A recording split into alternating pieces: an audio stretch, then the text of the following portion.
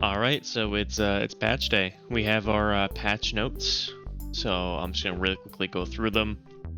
There are no job changes. I did skim through this a little bit earlier to kind of get ahead, so I know what I'm talking about. No job changes, which, I mean, I'm pretty sure they said that, but I think it's worth stating for those who missed it. But, yeah, first thing to go over, Hildebrand. Only 2 quests in, like, the main Hildebrand scenario right here, and then Manderville weapons, make it Manderville, which I mean, the way it reads right here, it reads that you don't really have to, yeah, like the imperfect gentleman, make it a Manderville. Yeah, no, it reads that you don't have to do the most recent Hildebrand quest to start. Interesting. So you can just start the local quest. That's good. That's cool. Variant dungeons. That's a familiar scene right there. So those unlock an old Charlian. Omicron's, no Loprit's gone before. Cafe at the end of the universe. Have I done this already? I feel like I should have. I hope so. That would really suck if I didn't. I guess we'll find out. That's the usual amount of travel quests. Okay, that's the travel quest. Where is that? Where is that in Ultima Thule? I guess it's a new area. Silton Subterranean, that's the new dungeon. Furnishing contest. Oh, look at that. Towels. You furnish. I mean, does anyone care about Triple Triad? I don't think anybody does. I don't. I'm sure some people do, but I don't. I don't really care.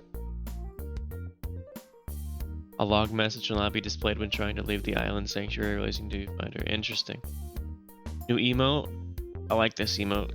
It's cute. Asphalodius Echo. Asphadelos. That's not Asphalodius. Asphadelos. Savage has been increased. Experience will be changed. Huh. Okay. Variant dungeon. Now I do want to talk about this. So it's gonna sync to 635. For the variant dungeon, it's just 575. So it's still better to be 610. So I was like half right. Either way, I'll total as a total win. It's a total win. But no, you don't have to be 610 for the variant dungeons. But it syncs like the 635 max, so it's still going to be better to be 610. And that's the unlock quest. That's no UI. Party matching is disabled default. So yeah, this is the solo one. Variant dungeons can be soloed. Interesting. Role requirements. There are no role requirements or restrictions. That is cool. That is cool. So when you're in the dungeon, you can change your job freely. Variant actions. So these appear to be, well, we already know what they are. They went over them in the live letter. But it's just extra abilities, stuff like ramparts and stuff that can help you. So if you're like lacking a certain thing in your like team comp or your own personal kit, you can just fill it in with variant actions. I wonder how long these are going to be. Dude, people have already completed this. I'm like way behind apparently. I woke up early for this too. And there is a vendor. There is a vendor. That's exciting. That's very, very exciting. Alright. So, this isn't even Savage. But average item level 610 or above. Okay. There it is. There it is. You're welcome. This isn't even Savage yet. But then you have to be... So for Criterion Dungeons, you have to be the standard comp. That makes sense. Well, you get the party composition bonus. All party members will be equipped with an action. Variant raise 2. No other variant actions can be sent. Variant raise 2. Oh, okay. So there's only, you only get the resurrection for Criterion Dungeons. Okay. I feel like they said all this. Alright, so Savage.